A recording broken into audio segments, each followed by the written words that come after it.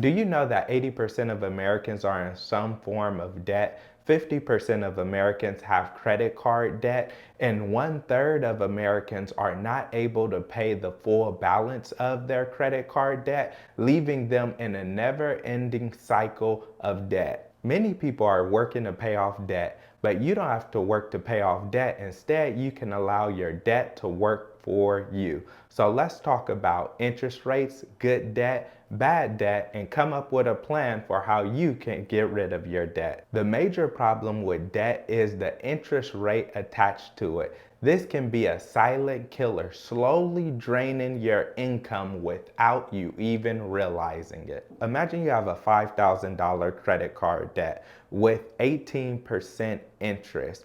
It would take you 20 years to pay it off if you only paid the minimum balance, and you would pay over $11,000 in interest alone, meaning that you would pay triple amount of the purchasing price when it's all said and done. But it's not just credit cards. Student loans, mortgages, even car loans, they all charge you interest rates, which means the more debt you have, the more amount of your money that is going towards interest, leaving you with less money to save and invest. 3% interest on a $100,000 student loan is $3,000 a year.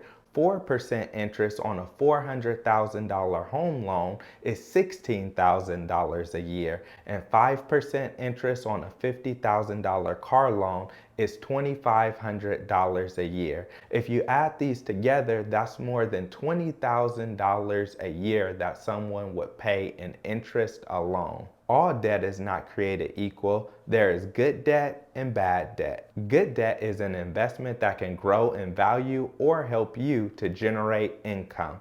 This includes things such as student loans, a home loan, or even a business loan. Bad debt is the result of purchasing things that quickly lose value and don't generate any income. This can include things such as a car loan, clothes, or accessories. These things usually lose value the moment that you buy them. If your interest rate is 4% or less, then that is a low rate because it is barely above inflation. If your interest rate is between 4% and 8%, then that is a moderate rate because it is just below the amount of money that most people earn on their investments. And if your interest rate is above 8%, then that is a very high amount because it will most likely begin to start outpacing your investments. It doesn't make sense to focus on investing when you have high interest debt. The reason is because if you're getting a 10% return on investment in the stock market or the housing market, but you have a high interest debt that's charging you 20%, then it would be better for you to just go and pay off the high interest debt, then focus on investing. When paying off debt, you can pay off low interest rates slow. You want to pay off moderate interest rates fast, and then you need to pay off high interest rates immediately. One of the worst forms of debt is a payday loan or a payday advance that gives you money before your paycheck arrives. The reason this is bad because these short-term loans usually have very high interest rates, and when you don't pay them back on time, then they charge you penalties as well. Another terrible form of debt is credit cards. And I'm not talking about people who use credit cards and pay off their balance in full every month.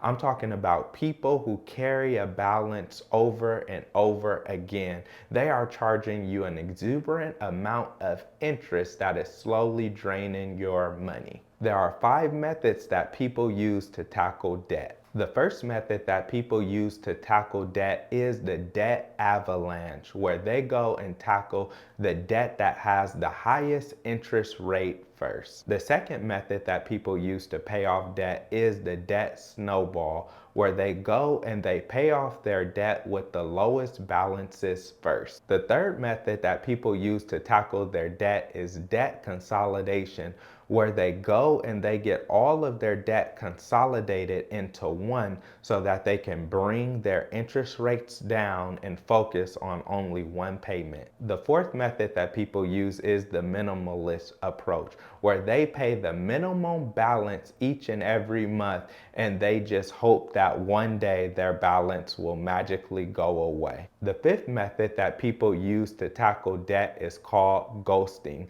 This is where they change their phone number, they change their address, and they try to avoid paying their debt at all costs. You should not do that. For most people, I would recommend the debt avalanche because this will save you the most money at the end of the day. But if you have struggles with debt, then you may want to look at the debt snowball, because when you pay off one debt, that'll give you motivation to pay off another. If you enjoyed this video, then learn more by watching my next videos, which is all about investing.